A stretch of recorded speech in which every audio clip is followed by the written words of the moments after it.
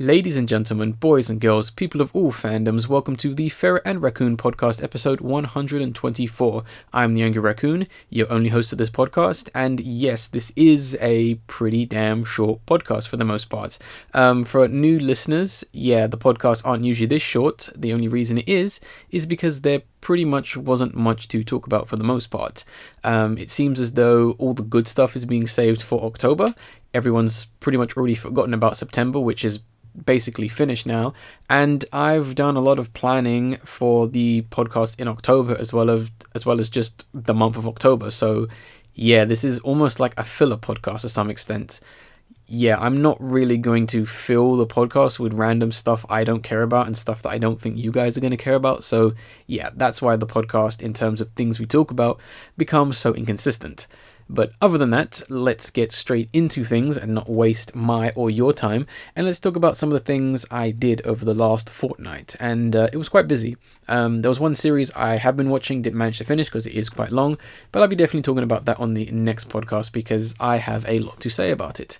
The first thing I want to talk about is I only just realized there was a new series, but I watched the new series of The Crystal Maze. This is Channel 4's incarnation of The Crystal Maze. This is the 6th season, which debuted this year in 2019. I'm not sure when because, like I said, I only just found out when it came out.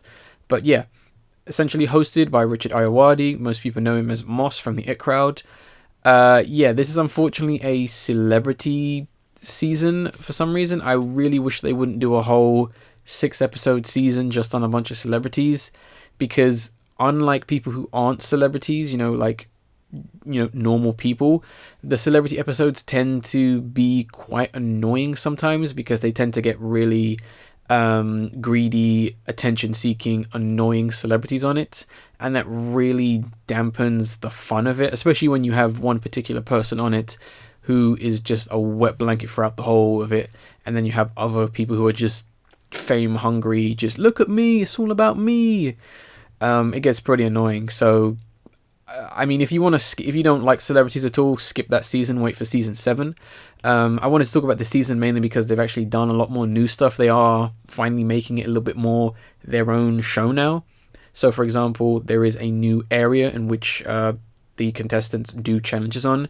Usually you'd have futuristic, medieval, Aztec, and industrial, but now they've replaced medieval with Eastern, which I think is a nice, bright, welcome change. It's definitely being a lot more original. All the games and challenges from the previous season have pretty much been scrapped. All brand new puzzles, which is great. So it's fresh not only for new viewers but also people coming in. And they introduced a new mechanic where the point of the game, if you've never seen it, is for you to essentially complete tasks to get a crystal, and that crystal is in turn swapped for 5 seconds in the crystal dome, in which you essentially collect silver and gold, I think it's tickets, in order to win a prize at the end. They've introduced the mega crystal, which essentially is worth 10 seconds, but you can only use it once. So there's a nice bit of risk and reward once again. It's becoming more of its own thing. Channel 4 has a more original Crystal Maze series, which I really appreciate. And of course, Richard Ayoade is fantastic. He's pretty much able to deflect and pretty much completely destroy a lot of celebrities who, think they're the bee's knees. And Richard Ayoade is basically like, I don't care, you're nothing. So that's always fun, at least. The next thing I want to talk about is a series we talked about on the podcast, and I finally watched it. I almost forgot about it. Thank goodness I just so happened to, think about it one day, and that is Danny's House. Now, Danny's House is essentially a talk show starring rapper Danny Brown, essentially via Viceland getting his own talk show in which he has a bunch of guests come on and just talk about a bunch of random topics for the most part. And I really did enjoy the series because it isn't just a 20-minute long talk show with Danny Brown, famed rapper. It honestly goes above and beyond in terms of what it's about and who they get on the show.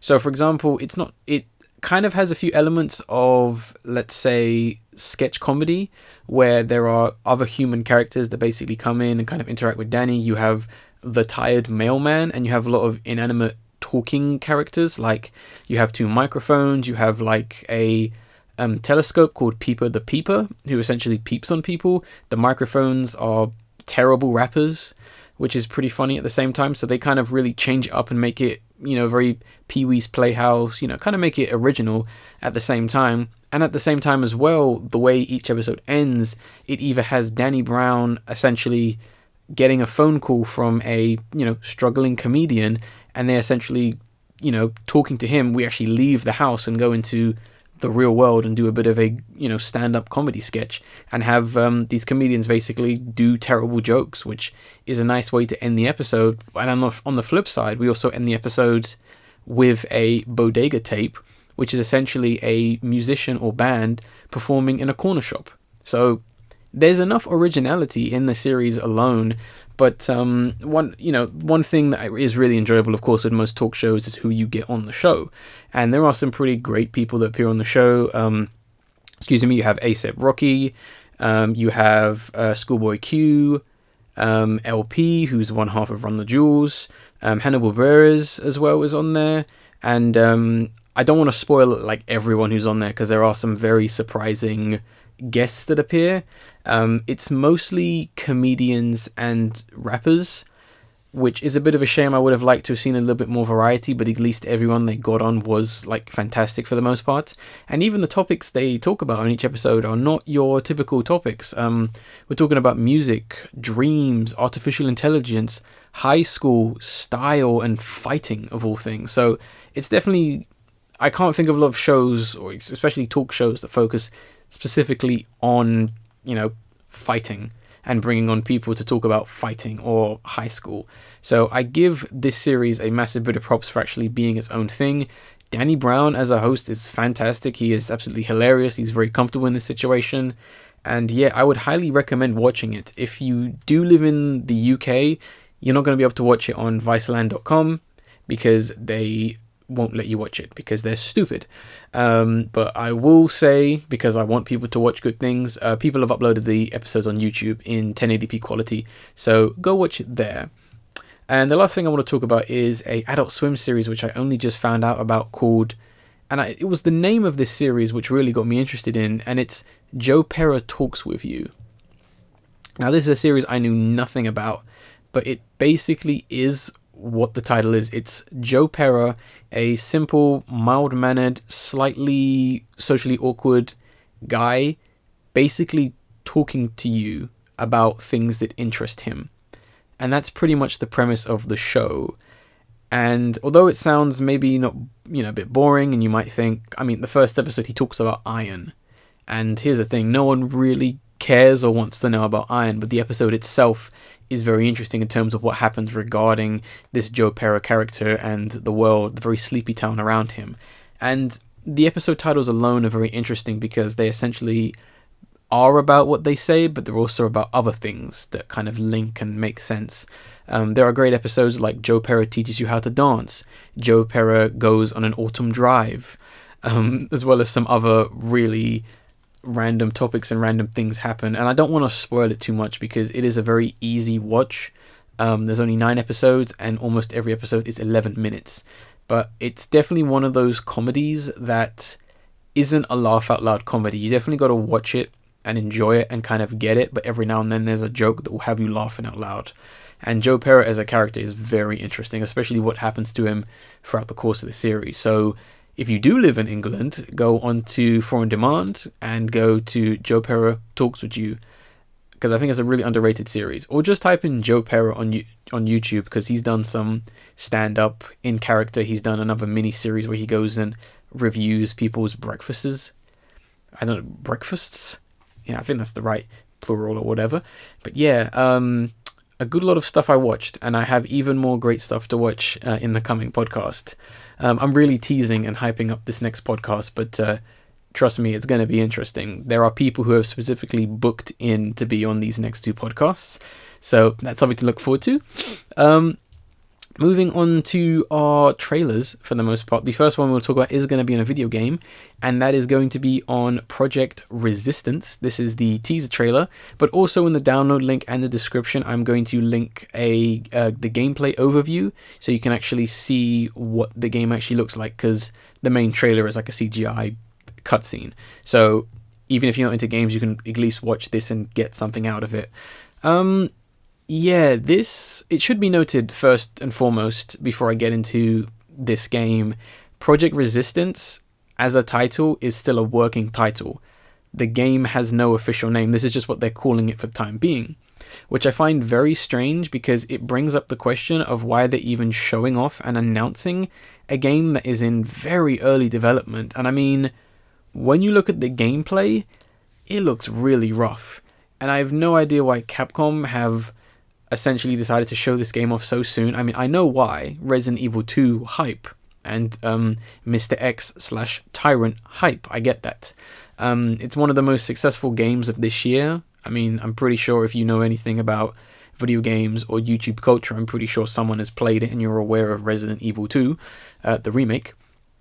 But it's just very weird because without even getting into the trailer itself or what the game is, this was such a poorly planned reveal on the part of Capcom for the most part, because this was a game that no one was expecting, and I can say almost definitively, no one was asking for.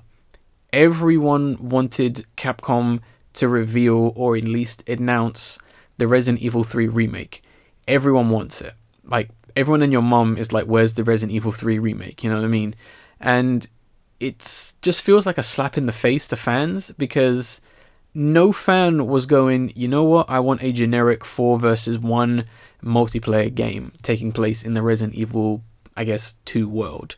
No one was saying that. If anything, people wanted more Resident Evil 2 DLC. People wanted a Dino Crisis remake or anything besides this. Even people were saying they wanted an Outbreak remake, which would make sense given that you can do multiplayer with Outbreak because you play as so many survivors in that game.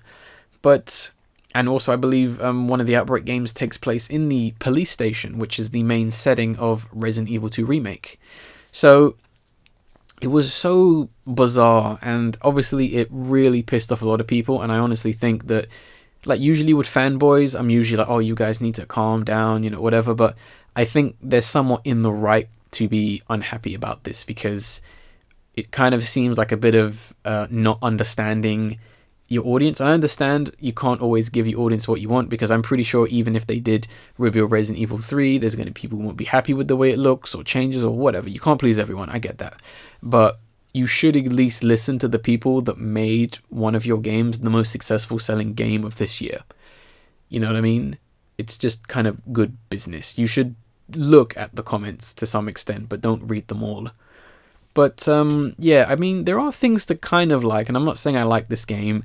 I have no real interest in it. I mean, once this podcast ends, that's it. I'm probably going to forget about this game forever. But I really did like the CGI cutscene. I thought as a concept and a piece of animation, I thought it was nice. It was nicely paced. It had a little bit of suspense. It kind of looked like it could have been a TV show or something like that if it was maybe live action or something like that. You know, it illustrated the point of the game pretty well, and I'll give them props to whoever did that trailer. They did a really good job, I guess, selling the idea, which, you know, is fine. Once again, I won't be playing it. There are concepts I do like with this game. I do like the fact that the mastermind, the man controlling all the monsters and setting up traps and all that, I do like that he can essentially do simple inconveniences like close doors on players and turn off the lights. And I mean, you might see that and go, well, that's not really that much of an inconvenience because you can just go around the door, or I can still see in the dark. But keep in mind, if the lights suddenly turned off in your house, you're not necessarily going to stay calm, are you? So I think that's a great mechanic. And I also thought that I did like the fact that whenever a player gets hurt, you know, like a zombie attacks them or they step on a trap, a second from, or a few seconds from the counter in which they have to get out of the building goes down. So I like the fact that that could really promote like players to work as a team and make sure that if someone does get attacked, you know, you recoup your losses, you know, you make sure you know, you're smacking the tyrant to let go of that person as soon as possible. Like, you're working together, and I think that could work. Obviously, I know people are going to abuse the hell out of the mastermind system and just be complete scumbags and just do broken stuff where they basically block players from ever beating the game. and then everyone forgets about the game. But yeah, I don't really care about this game too much. I thought it was interesting, and it's worth a mention for the most part. It's one of the only things worth talking about that happened over the last 2 weeks, apart from climate change being a big deal, which it is.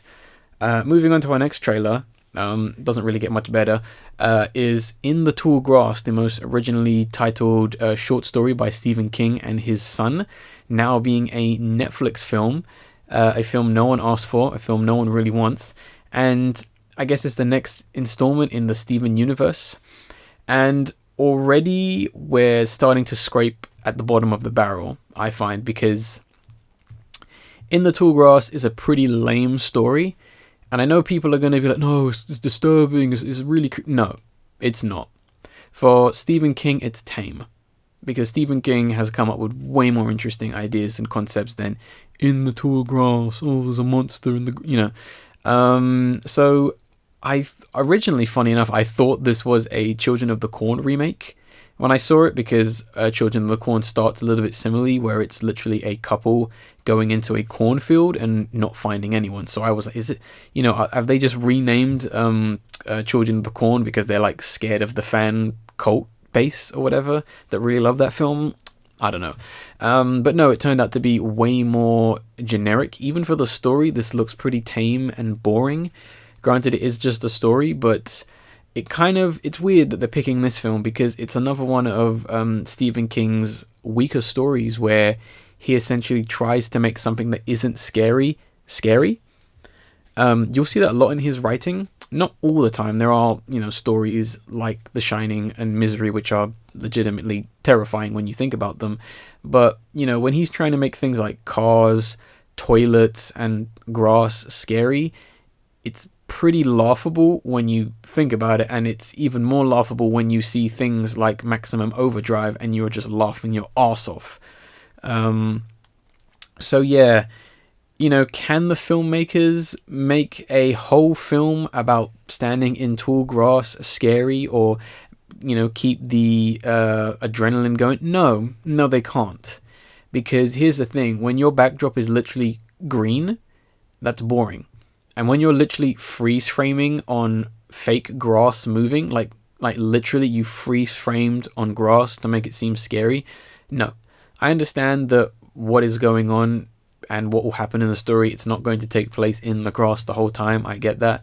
But really, I'm not going to watch an hour and 30 minutes of people just talking in the grass while I get jump scared. No.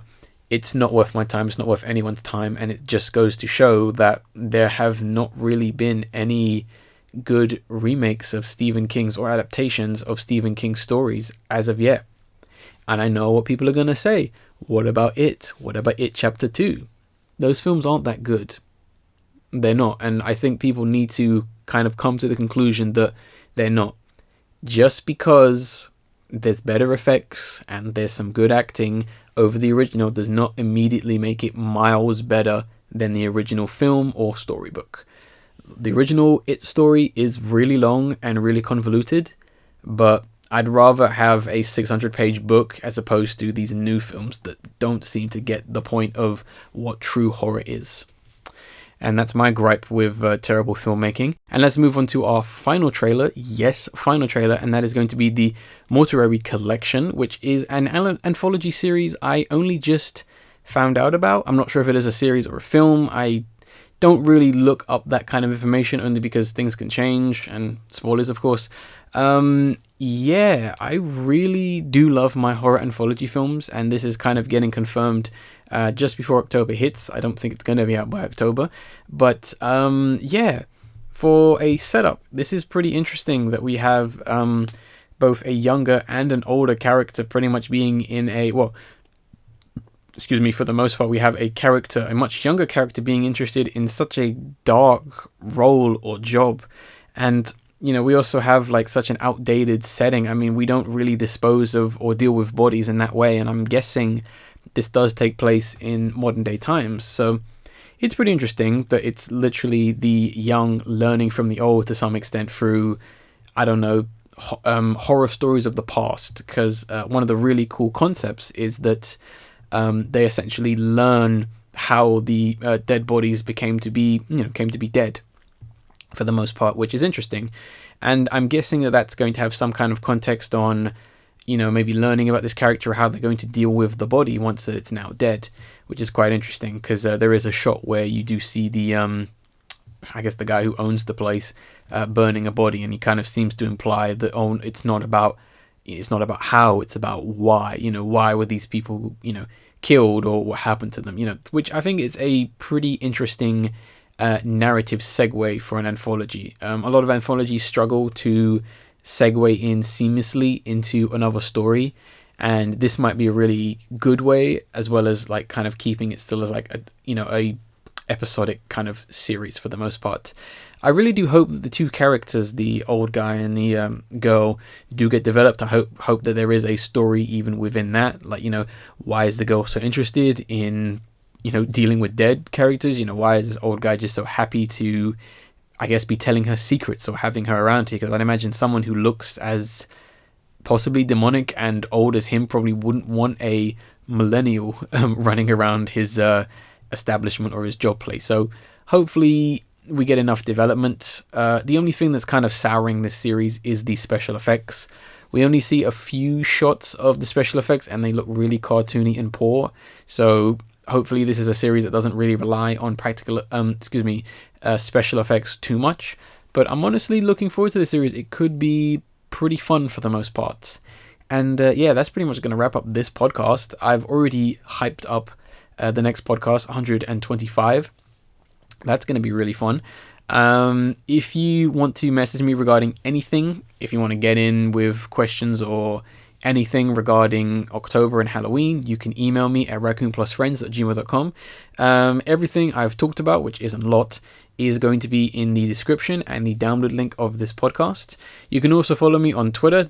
My Twitter link is going to be in the description and the download link as well. It's basically Angry Raccoon without a C in the raccoon. And not much else to add on to this podcast. Sorry if this podcast has come off as a bit disappointing in terms of how long it is, or how short it is technically.